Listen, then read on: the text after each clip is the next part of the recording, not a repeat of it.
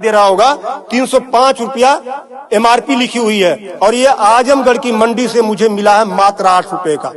कितना percent commission आप खा रहे हो? ये ऐसा क्यों है? इस पे भी चर्चा होती है। ये देखिए आईबी सेट है जिसके माध्यम से ग्लूकोज ब्लड वगैरह चढ़ता है शरीर में, इसे कहते हैं आईबी सेट। इस पे जो एमआरपी लिखी हुई है वो 198 और यहाँ आप देख सकते हैं 198 रुपए की ये आईबी सेट मुझे पड़ी है मात्र 12 रुपए की। फिक्स्टर वीगो सेट लगाने के बाद जो उस पर टेप लगाया जाता है यह मुझे पड़ी है 6 से 7 रुपए की और इस पे एमआरपी 71 रुपया 50 पैसा। यहां भी आप देख सकते हैं। मैं इसलिए आपके बीच आया हूं। इसी प्रकार से बहुत सारे हजारों 2-3 हजार दवाएं ऐसी हैं जो 100 रुपए की दवा है 3000 की बिकती है। बाइकिल धागा जब आपका ऑपरेशन होता है जिससे आपका सिला जाता है वह 150 रुपए का आता है, उसकी एमआरपी 1045 रुपया आप यहां देख सकते हैं। उसी प्रकार से लंग एक्सरसाइजर 150 रुपए का आता है जिसका प्रिंट रेट है 690 रुपया। बुखार में जो पैरासीटामॉल की जो बोतल आती छोटी सी वह 50 रुपए की आती है और उसकी एमआरपी यहां आप देखें एमआरपी 522 रुपया है। कमर की बेल्ट जो 100 रुपए की आती है उसे 500, 600, 700 रुपया प्रिंट। और तो और जब किसी की हड्डी टूटती है तो जो राड पड़ता है, राड अधिकतम रेट राड का 500 से लेके 1500 रुपया तक है। अलग अलग वैरायटी है 500 से 15 तक, लेकिन आपको 5000 से 20,000 रुपया 25,000 रुपया चार्ज किया जाता है। आपके दिमाग में आ रहा होगा कि अरे भाई डॉक्टर लगा रहे हैं तो उसको देखिए, डॉक्टर जब आप अस्पताल में भर्ती होते हैं तो बेड चार्ज अलग, नर्सिंग चार्ज अलग, जांच की फीसें अलग, वो सब चीजें करने के बाद 1500 रुपए की चीज खरीद कर आप 20-20 हजार का बेच रहे हो। तब मैं आपके बीच कहने आया हूं कि साथियों उसी प्रकार से बहुत सारी दवाई हैं। 100 रुपए की दवा, एक दवा मैं देखा ला नहीं पाया उसको, 100 रुपए की दवा उसकी एमआरपी 2000 रुपया लिखी हुई थी। हजारों दवाइयां हैं आपके साथ, आपको लूटने का काम कर रहा है। मुद्दा ये नहीं है कि इस पे 305 का प्रिंट छपा हुआ है। मुद्दा ये है कि इसे छपने किसने दिया? जिसे हमने चुनकर भेजा क्या वो दलाली खा रहा है, कमीशन खा रहा है?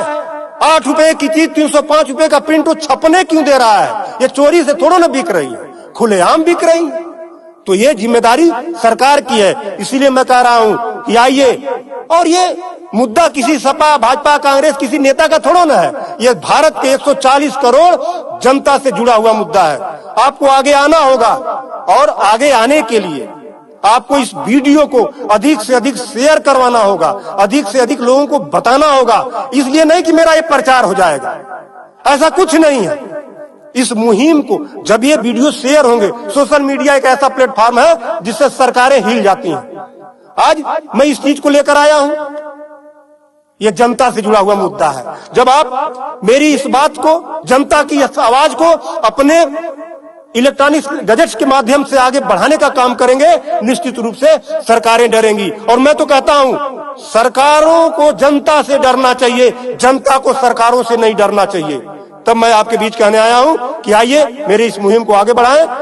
कि बात 305 रुपए की नहीं है, बात उस गरीब की है, उस रिक्शा चालक की है जो दिन भर में 450 से लेकर 500 तक की मजदूरी पाता है।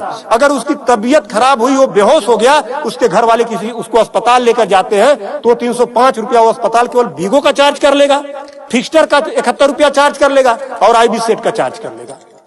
ये सब मिला के 600-700 रुपया हो गया। यानी उसकी 1.5 दिन की दिहाड़ी में अभी तो ग्लूकोज लगा ही नहीं, दवा कोई उसने खाया ही नहीं, बेड का चार्ज हमने बताया नहीं, अस्पताल का चार्ज हमने बताया नहीं। 1.5 दिन की दिहाड़ी उसकी केवल इस 3 आइटम से चली गई। आगे की दवा कहां से आएगी? तब उसका बाप खेत बेचेगा, उसकी बीबी गहना बेचेगी। इस तरह का लूट खसोट। और मैं तो कहता हूं शर्म करो ऐसा करने वाले लोगों। 8 रुपए की चीज 305 की बेचते हो। आज आपके अस्पताल में अगर जो दाई है उसका वेतन 7,000 है, यानी प्रत्येक दिन 210 रुपया। अगर उसकी तबीयत खराब हुई, वो आप ही के अस्पताल में भर्ती होती है तो उसकी 3 दिन की दिहाड़ी केवल इन 3 चीजों की लग जाती है। कुछ तो शर्म करो, कुछ तो सोचो। स्वास्थ्य, शिक्षा, सेवा का क्षेत्र है, लेकिन आपने इसे लूट का अड्डा बना दिया है।